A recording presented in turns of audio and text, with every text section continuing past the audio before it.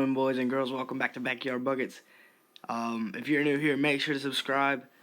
We post basketball videos usually twice a day up until Christmas. We're going to grind it out till Christmas, trying to hit 1.1K by then. Also, trying to be monetized soon.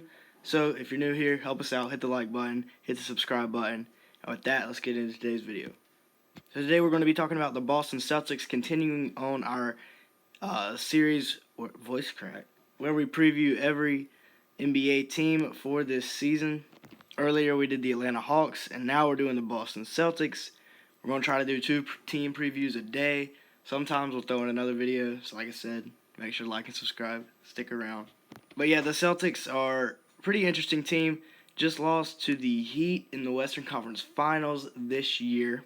And so obviously with their young stars hopefully taking another step forward, they're going to be ready to compete again. They only lost one piece from last year's team, or one main piece, and that was Gordon Hayward.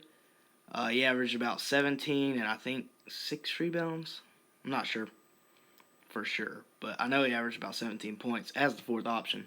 Big pickup for the Hornets. Way too much money though, or a little too much money, not way too much. But let me get back on track.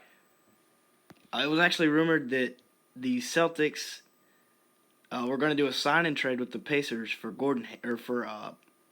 including Gordon Hayward for Miles Turner, and the Celtics actually said no. I'm not sure why. They ended up just letting Gordon Hayward walk for nothing, and I'm pretty sure Miles Turner would have been a great fit for the team. The salaries would have matched up with Hayward making about $16 million more annually than Miles Turner. So I'm not exactly sure why they declined that trade or didn't take it, but they're still going to be a good team this year. News just came out a couple days ago that Kemba is having a Stelsim injection into his left knee. That is not good news if you're a Celtics fan for your max contract point guard to be having knee issues. He's getting up there. I love Kemba. He's my favorite player all the way through this year. But sorry, I had to go. I'm a Melo fan now. You know what I'm saying? Melo's raw. But yeah, he's still one of my favorite players. I hope he does good. But it's not good for a guy that relies so much on quickness and athleticism to be having knee problems, especially at his current age. I think he's 30, going on 31. Maybe he's 29, going on 30. But he's getting up there. He's still got 3 years left on his deal. So, like I said, could be a bit of a concern for Celtics fans. But they've still got Tatum, Smart, and Jaylen Brown. And so their projected starting lineup when Kemba gets back will be Kemba, Smart, Jaylen Brown, Jason Tatum, and Daniel Theis. So same as last year for the most part. You could see Jeff Teague getting the starting point guard minutes from Kemba. Also, Smart could play some point guard. Maybe, I don't think Tatum would. But yeah, Smart could definitely play some point guard. Peyton Pritchard might get some minutes. You never know. But yeah, I think he was one of my sleepers in this year's draft. But off the bench, when Kemba returns, they will have Jeff Teague, Aaron Nesmith, possibly the best shooter in the draft, or probably the best shooter in the draft, Grant Williams, Robert Williams, and Tristan Thompson. Their reserves will be Romeo Langford, Peyton Pritchard, Yam Madar. I made a whole video on him. It got like 2K views. A steal for them, but he's probably going to spend this year in the G League. They also have Semi Ojeleye and Taco Fall the GOAT. This team, I think, my projection for them will be somewhere between a 2 to 5 seed range. Obviously, shorter season, so they could have guys rest a little bit more. Well, that doesn't really make sense.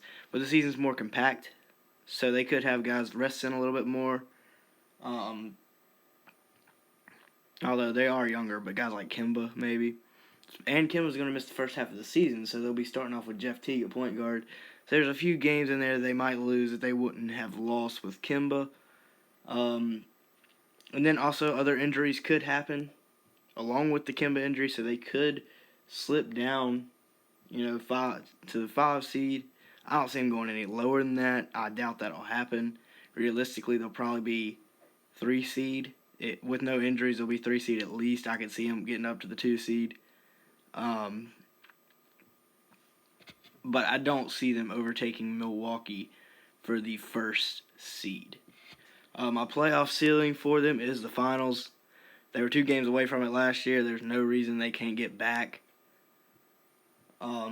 Especially with all their young stars improving and having playoff experience now. Well, they did have playoff experience, but even more playoff experience. My X Factor is Kemba Walker. He's got to prove that he's still a max contract point guard. That he's still his old self. He's not injured, and that his knee is not getting worse as he gets older.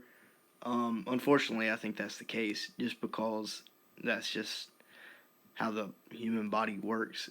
If you put too much pressure and stuff on one knee, or on your knees, as a basketball player would, running and jumping every day. Final notes for the Boston Celtics. They're a young team that's more than ready to compete. Tatum, Brown, and Smart are ready to take the next step. Tatum to become an absolute megastar. Brown to be his superstar role player, or whatever, his Pippen to Tatum's Jordan. And then Smart to be the Dennis Rodman of that big three, or the guy that could, give him 30 one night. Not 30 a night, 30 one night. But yeah, that'll be it for this video. If you like this video at any point, make sure to like. It really helps the video out in the algorithm. If you're new here, make sure to subscribe. Like I said, posting two times a day. Thanks for watching.